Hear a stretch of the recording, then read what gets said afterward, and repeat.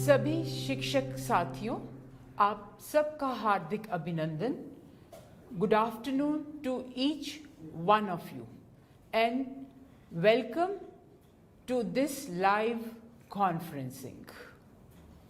आज हमारे बीच में इंदिरा गांधी राष्ट्रीय मुक्त विश्वविद्यालय के सम कुलपति प्रोफेसर सत्यकाम जी हैं। उनका अभिनंदन करने से पहले 2-3 बातें। राष्ट्रीय शिक्षा नीति, नई राष्ट्रीय शिक्षा नीति, जैसा कि आप सबको पता है, 2020 में घोषणा की गई भारत सरकार ने। शिक्षा मंत्रालय, भारत सरकार ने इंदिरा गांधी राष्ट्रीय विश्वविद्यालय को 15 लाख हायर एजुकेशन इंस्टीट्यूशंस के शिक्षकों को इसका प्रशिक्षण का भार दिया। आप सबने तो पढ़ लिया होगा राष्ट्रीय शिक्षा नीति, पर ये ऑनलाइन प्रशिक्षण जो शिक्षा मंत्रालय ने कहा, ये 36 घंटे का कार्यक्रम है। आप सबने स्वयं पे एनरोल किया। हमारा पहला कार्यक्रम 9 सितंबर से शुरू हुआ और 17 सितंबर तक रहा। पहला बैच, जिसमें 6400 शिक्षकों ने भाग लिया। अब ये सेकंड बैच है, जिसमें आप सब उपस्थित हैं, जो आज से शुरू हुआ है और ये चलेगा 30 सितंबर तक। जैसा कि आप सब ने स्वयं प्लेटफॉर्म पोर्टल पे जाके देखा होगा, इसमें वीडियोस हैं, इसमें टेक्सचुअल मॉड्यूल्स हैं जो हम आशा करते हैं कि आप सब ने पढ़ लिए होंगे। इसमें डिस्कशन फोरम है और 6 लाइव कॉन्फ्रेंसिंग सेशंस हैं जो आज से शुरू हुए हैं। तो आज का पहला जो सेशन है लाइव टेली कॉन्फ्रेंसिंग, जो आप सब स्वयं प्रभा पे देख रहे हैं, उसका पहला आज सेशन है। मैं अपने सम कुलपति प्रोफेसर सत्यकाम का फिर से एक बार अभिनंदन करती हूं। और जैसा कि आप सब ने पढ़ा होगा राष्ट्रीय शिक्षा नीति में कि क्षेत्रीय भाषा, राष्ट्रीय भाषा पे काफी जोर दिया गया है और शिक्षण पद्धति में इसका कैसे उपयोग किया जा सकता है, इसके बारे में हमारे सम कुलपति प्रोफेसर सत्यकाम आज चर्चा करेंगे। आशा करती हूं कि आप सब अपने चैट में प्रश्न भेजेंगे। 25 से 30 मिनट या उससे कम एक प्रेजेंटेशन होगा प्रोफेसर सत्यकाम का और उसके बाद प्रश्न उत्तर होगा। शुक्रिया, थैंक यू। नमस्कार साथियों, आज मेरी खुशनसीबी है, मेरा सौभाग्य है कि मैं अपने शिक्षक साथियों के साथ वार्ता करने जा रहा हूं राष्ट्रीय शिक्षा नीति 2020 के संदर्भ में और एक खास मुद्दे पर। वो मुद्दा है मातृभाषाओं में, भारतीय भाषाओं में, आपकी अपनी भाषा में, जहां जहां आप लोग महाविद्यालयों और विश्वविद्यालयों में कार्यरत हैं, वहां की भाषा में हम अपने विद्यार्थियों को कैसे पढ़ाएं, कैसे उनसे वार्तालाप करें। आमतौर पर यह माना जाता है और एक जो हमारे मस्तिष्क में ये जो धारणा है कि हम अंग्रेजी के माध्यम से ही बेहतर पढ़ा सकते हैं और इसी में उच्च गुणवत्ता की शिक्षा दी जा सकती है। लेकिन ये एक भ्रम है, वस्तुतः एक औपनिवेशिक हस्तक्षेप है, औपनिवेशिक भार है हमारे ऊपर। जो नई शिक्षा नीति, राष्ट्रीय शिक्षा नीति 2020 है, वो इसी भाषागत दासता से हमें मुक्त करवाना चाहती है। क्योंकि जब तक हम अपनी भाषा में सोचेंगे नहीं, जब तक अपनी भाषा में हम क्रियान्वयन नहीं करेंगे, पढ़ाई जो हमारा काम है, मैं भी आप ही की तरह एक अध्यापक हूं और ये समझ लीजिए कि एक अध्यापक अपने अध्यापक साथियों के साथ चर्चा कर रहा है। मैंने जब नई शिक्षा नीति यानी राष्ट्रीय शिक्षा नीति को पढ़ना शुरू किया तो मैंने ये देखा कि प्राथमिक विद्यालय से लेकर उच्च शिक्षा तक जो इस राष्ट्रीय शिक्षा नीति में जो एक सूत्र जो हमें दिया गया है, वह सूत्र है भारतीयता का। ये इस शिक्षा नीति का एक बहुत ही विशिष्ट लक्षण है, एक स्पेशल क्वालिटी है इसकी, एक गुणवत्ता है इसकी कि भाषा के बारे में बात की गई, भारतीयता के बारे में बात की। अब जब भारतीयता के बारे में बात की जा रही है कि हमें भारतीय ज्ञान परंपरा को आगे लाना है, तो हम अंग्रेजी के माध्यम से या किसी भी विदेशी भाषा के माध्यम से उस ज्ञान परंपरा को कैसे अपने विद्यार्थियों तक पहुंचा सकते हैं। बहुत से ऐसे क्षेत्र हैं जिनकी हम अंग्रेजी में व्याख्या नहीं कर सकते। अब यहां एक सबसे बड़ी जो हो सकता है कि आपके सामने ये अवरोध आए उन महाविद्यालयों में या विश्वविद्यालयों में जहां पर बहुत सारे भाषाभाषी आपकी कक्षा में हैं। अब जब आपकी कक्षा में बहुत भाषाभाषी हैं और आपका विश्वविद्यालय, महाविद्यालय मान लीजिए कि पश्चिम बंगाल में है और आप बांग्ला में पढ़ाना शुरू करते हैं, तो बहुत सारे वही लोग वंचित रह सकते हैं जिनको हिंदी तो आती है, अंग्रेजी तो आती है, लेकिन बांग्ला नहीं आता। इसी तरह सभी क्षेत्रों की बात हम कर सकते हैं, उदाहरण दे सकते हैं। हिंदी प्रदेशों में जैसे मध्य प्रदेश है, बिहार है, उत्तर प्रदेश है, उसमें हम पंजाब और हिमाचल को भी शामिल कर सकते हैं। यहां हिंदी के माध्यम से यदि हम अपने विद्यार्थियों को पढ़ाते हैं, अध्ययन अध्यापन करते हैं, शोध करते हैं, तो बहुत ज्यादा भाषायिक समस्या नहीं आती है, कोई अड़चन नहीं आती, कोई रुकावट नहीं आती।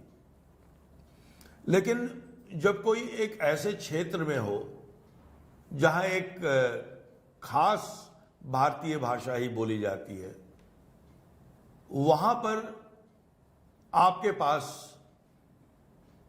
दो रास्ते हैं। या तो आप अंग्रेजी में पढ़ाएं या अंग्रेजी और बांग्ला मिश्रित में पढ़ाएं या अंग्रेजी और तेलुगु मिश्रित में पढ़ाएं, या फिर यदि संभव हो तो हिंदी में पढ़ाएं। यह चयन आपको करना है कि आपके महाविद्यालय में और आपके विश्वविद्यालय में विद्यार्थियों का प्रोफाइल क्या है और यदि मिक्स प्रोफाइल है तो इसके लिए हम लोगों को, जो हम अध्यापक हैं, उन अध्यापकों को देखना होगा कि किस तरह से हम अपनी भाषा का ज़्यादा से ज़्यादा इस्तेमाल कर सकते हैं। एक सबसे, क्योंकि आपको कम्युनिकेट करना है, और भाषा आप जानते हैं कि कम्युनिकेट करने का सबसे बड़ा माध्यम है, या एक माध्यम है, विशिष्ट माध्यम है, मुख्य माध्यम है। तो अगर हम ऐसी भाषा चुन लेते हैं जिसके द्वारा हम कम्युनिकेट ही नहीं कर पाए, तो निश्चित रूप से हमारी पढ़ाई में, हमारे पढ़ने पढ़ाने में एक अवरोध उत्पन्न होगा।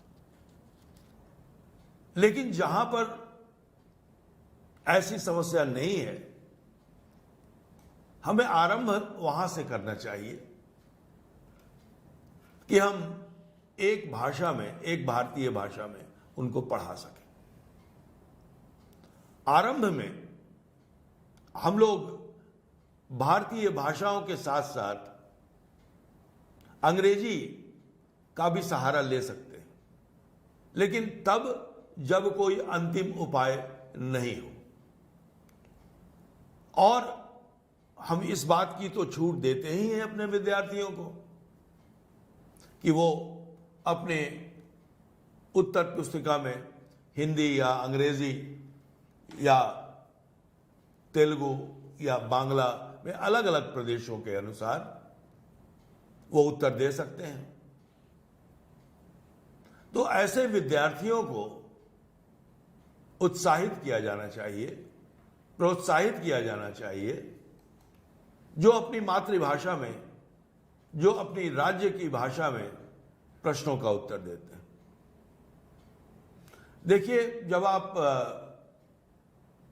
कक्षा में पढ़ा रहे होते हैं, अपने विद्यार्थियों के सामने होते हैं, तो आपको पता चल जाता है विद्यार्थियों की फेस रीडिंग करके कि आपके पढ़ाए हुए को वो कितना ग्रहण कर रहे हैं।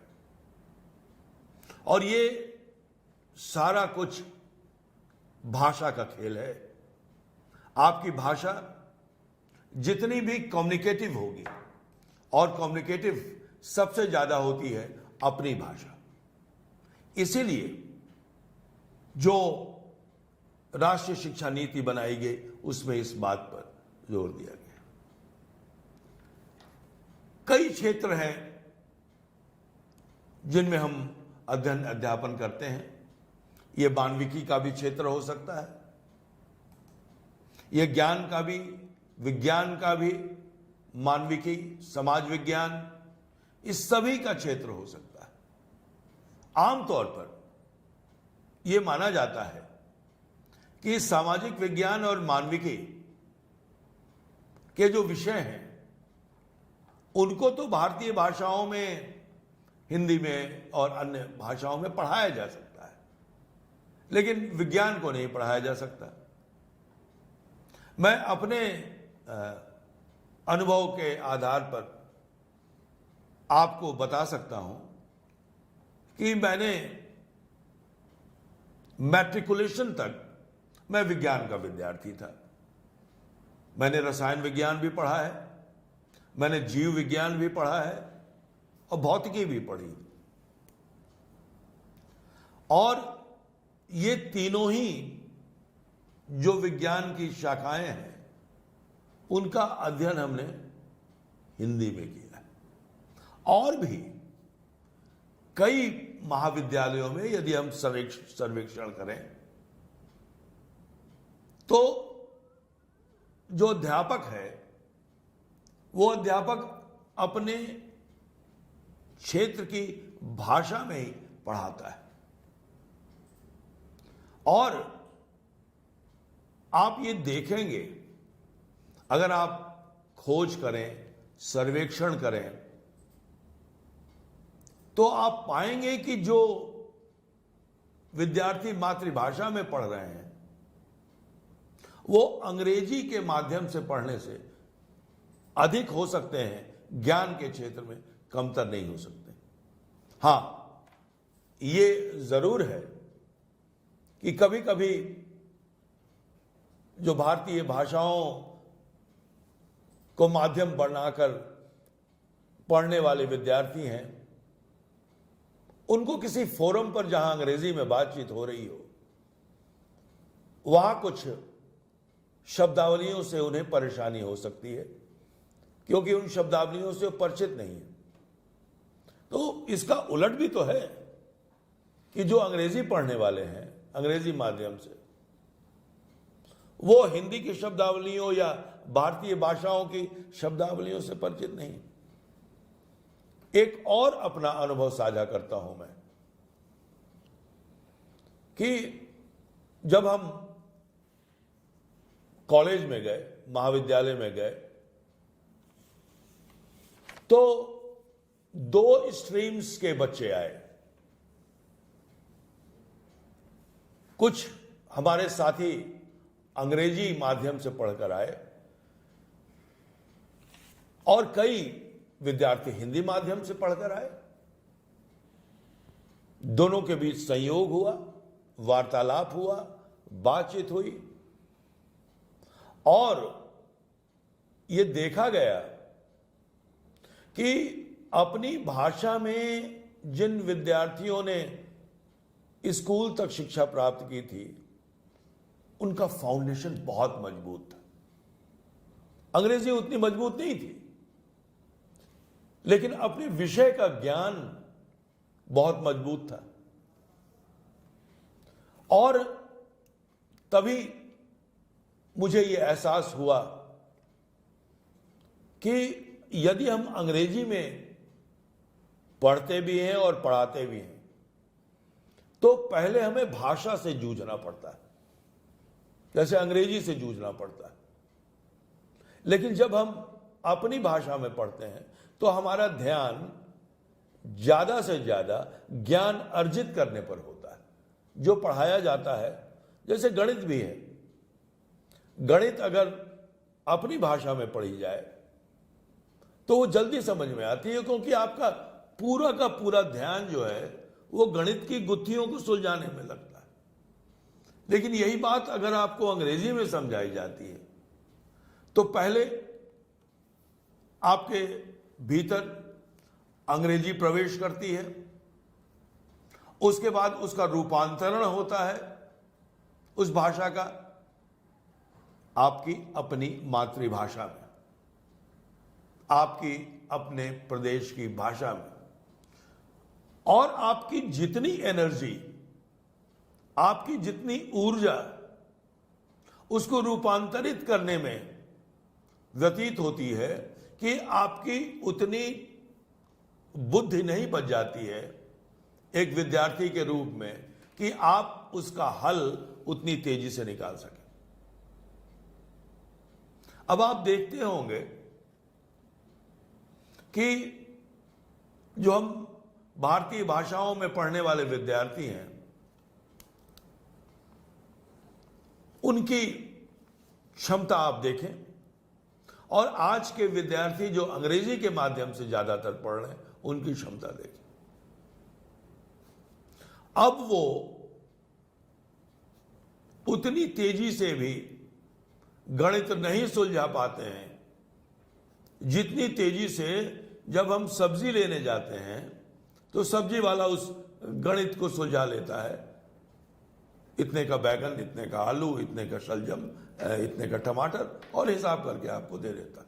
वो अपनी भाषा में सोच रहा होता है, वो अंग्रेजी में नहीं सोच रहा होता है, या दूसरे की भाषा में नहीं सोच रहा होता है, इसलिए उससे भाषा से संघर्ष नहीं करना पड़ रहा है। तो ये बहुत महत्वपूर्ण है। और जब हम अपनी भाषा में पढ़ते या पढ़ाते हैं तो मेरा यह मानना है कि अपना भी एक शिक्षक का कॉन्फिडेंस लेवल बहुत ऊंचा हो जाता है, क्योंकि हम अपनी बात विद्यार्थियों तक पहुंचाने में ज्यादा सक्षम रहते हैं।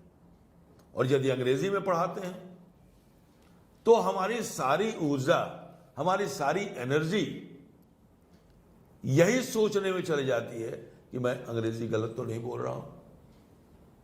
तो उसमें क्या करता है अध्यापक कि सामने एक नोट्स रख लेता है, उसमें क्या पढ़ना और क्या पढ़ाना है वो लिखा होता है। तो एक बड़े हमारे गुरुजी थे, वो गुरुजी हमेशा कहते थे कि देखो, अगर भाषा पर तुम्हारा अधिकार नहीं है तो तुम जब कक्षा में पढ़ाने जाओगे तो 5 दिन की तैयारी करोगे कि 5 दिन की कक्षा लेनी है, वो एक ही दिन में तुम्हारा खप जाएगा, क्योंकि तुम्हें उसको विस्तारित करने का, उसको समझाने का और विद्यार्थियों से आदान प्रदान करने का मौका मिलेगा ही नहीं। तुम तो जूझते रहोगे भाषा में ही, और यदि अपनी भाषा में पढ़ाओगे तो एक दिन का जो लेक्चर तैयार करके जाओगे वो 5 दिन पढ़ाओगे। क्यों? मैंने पूछा क्यों? कहा कि फिर तुम जीवन से उदाहरण दे सकोगे, फिर तुम अपने आसपास के माहौल को अपने अध्ययन अध्यापन से जोड़ सकोगे। जो उद्देश्य है, जिसको हम लर्निंग आउटकम कहते हैं, वो लर्निंग आउटकम जो है वो बहुत ही सरल तरीके से विद्यार्थी उसको ग्रहण कर सकते हैं। लेकिन जब आप ही अपने में कॉन्फिडेंट नहीं हैं कि हम जो कह रहे हैं, जिस भाषा को बोल रहे हैं, उसमें हम इतने कोई गलती कर, क्योंकि विद्यार्थी के सामने यदि हम कोई गलती करें तो एक शिक्षक के लिए, एक गुरु के लिए बहुत अच्छी मिसाल नहीं होगी। तो वो अंग्रेजी में पढ़ाते वक्त हम अपने आप से संघर्ष करते हैं। मैंने अपने कई अध्यापकों को देखा है, अपने अध्यापक साथियों को मैंने देखा है, अलग अलग मातृभाषा की पृष्ठभूमि से आने वाले जो हमारे अध्यापक साथी हैं, कोई तेलुगु से आ रहा है, कोई तमिल से आ रहा है, कोई हिंदी क्षेत्र से आ रहा है, कोई पश्चिम बंगाल से बांग्ला भाषी आ रहा है, कोई कन्नड़ से कन्नड़ बोलता है। सबको मैंने अंग्रेजी बोलते वक्त संघर्ष करते देखा है। और वही जब उनको मैंने कन्नड़ बोलते सुना, जब उनको तेलुगु बोलते सुना, जब पंजाबी बोलते सुना, तो उनके चेहरे का सारा तनाव दूर हो जाता है, सहजता आ जाती है उनके व्यक्तित्व में, और जैसे ही वो अंग्रेजी बोलने लगते हैं वो सारी सहजता समाप्त हो जाती है। तो अगर अध्यापक और शिष्य के बीच पढ़ने पढ़ाने के दौरान सहजता नहीं रही तो फिर अध्ययन अध्यापन बाधित होगा, और अध्ययन अध्यापन बाधित होगा तो पूरी की पूरी प्रक्रिया ही हमारी निष्क्रिय हो जाएगी। जिस उद्देश्य के लिए हमने इतना परिश्रम किया है, आज जो कार्य हम लोग कर रहे हैं, विद्यार्थियों तक ज्ञान को पहुंचाना, ये तो हो गया जो लोग प्रत्यक्ष रूप से कक्षा में पढ़ाने जाते हैं। जैसा हमारा विश्वविद्यालय है और ओपन यूनिवर्सिटीज के टीचर्स हैं, उनके साथ भी एक समस्या है कि अंग्रेजी में अगर कोई यूनिट आई और उसको अगर हमें लिखना है या उसको एडिट करना है तो निश्चित रूप से एक मानसिक समस्या तो आती है।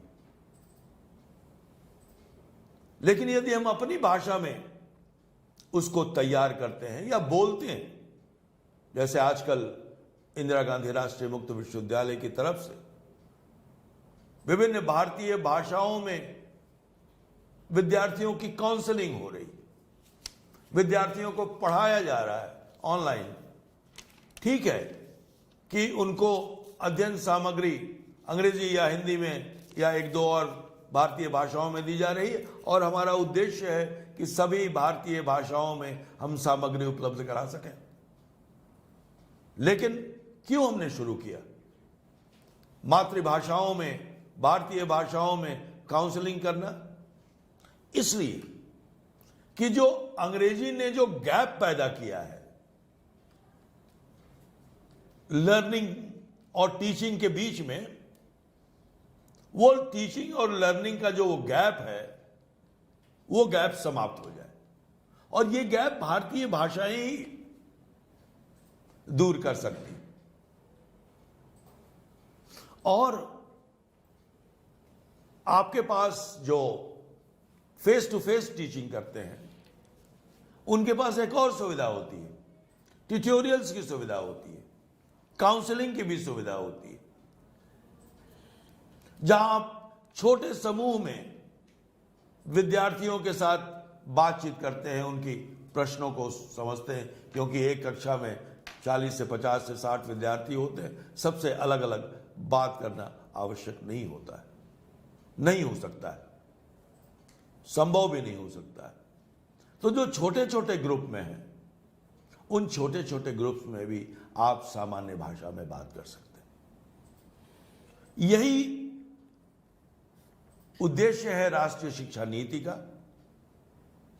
कि अपनी भाषा में यदि हम विद्यार्थियों के सामने जाते हैं, विद्यार्थियों से रूबरू होते हैं, और यह कोई मेरा कहा हुआ नहीं है, यह भाषा वैज्ञानिक जो लिंग्विस्ट हैं उन्होंने बताया है कि अपनी भाषा में विद्यार्थी ज्यादा सक्षम होता है।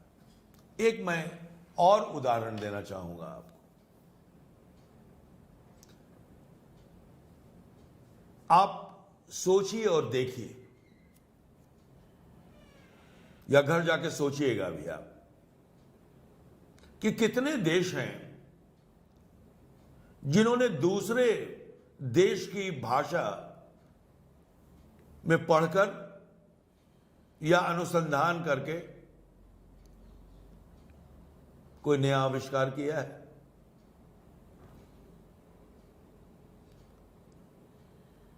हमारे भारत में जितनी गाड़ियां चलती हैं, जरा आप उनको देख लीजिए, कौन सी गाड़ी हमने आविष्कारित की है और कौन सी गाड़ी जापान से आई है, कौन सी गाड़ी चीन से आई है, कौन सी गाड़ी कोरिया से आई है, कौन सी गाड़ी ब्रिटेन से आई है, कौन सी गाड़ी अमेरिका से आई है। आप देख लीजिए, कोई ऐसा देश इसमें से नहीं है जो दूसरे की भाषा में काम करता है। इसलिए वे आविष्कार करते हैं, नई नई गाड़ियां बनाते हैं। रूस और अमेरिका, चाहे वो परमाणु का क्षेत्र हो, चाहे नए नए आविष्कार का क्षेत्र हो, या जापान, अपनी भाषा में बात करते हैं। हम क्यों नहीं कर सकते? तो जब तक, और ये भी अन्वेषकों, शोध करने वालों द्वारा खोजा गया तथ्य है कि अपनी भाषा में काम करने वाला व्यक्ति ही आविष्कारिक हो सकता है। दूसरे की भाषा में काम करने वाला अनुयायी तो हो सकता है, फॉलोअर हो सकता है। हम बड़े बड़े कंप्यूटर के कंपनीज में काम तो कर सकते हैं, लेकिन हम कंप्यूटर नहीं बना सकते, हम सॉफ्टवेयर उस तरह का डेवलप नहीं कर सकते हैं। जब भी सॉफ्टवेयर लेना होगा, हमको आयातित ही करना होगा। ये ठीक है कि हमारे बहुत सारे जो विज्ञान के केंद्र हैं वो सॉफ्टवेयर बनाते हैं, नए नए ऐप बना रहे हैं, और उसमें से ज्यादातर अंग्रेजी माध्यम से पढ़े हुए लोग होते हैं। लेकिन आप तुलना करके देख लीजिए कि क्या हमने कोई ऐसा मूलभूत परिवर्तन सॉफ्टवेयर में किया है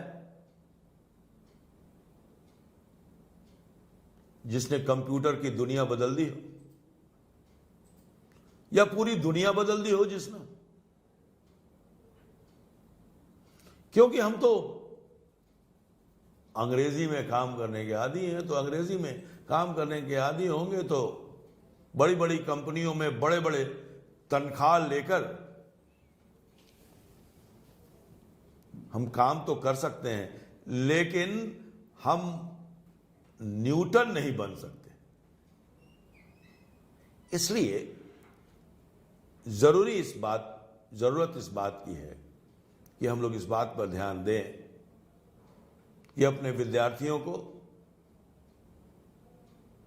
ज्ञान और विज्ञान की बात बताएं और अपना जो परिवेश है, अपनी जो भूमि है,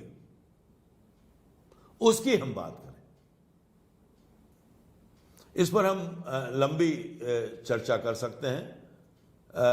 मैं सोचता हूं कि मैं अपनी बातचीत को यहीं पर मैं रोकता हूं। सर, धन्यवाद आपका। आपने बहुत ही सरल भाषा में हमको बताया कि नई शिक्षा नीति में क्षेत्रीय भाषा, मातृभाषा के साथ कैसे शिक्षण किया जा सकता है, उसके बारे में।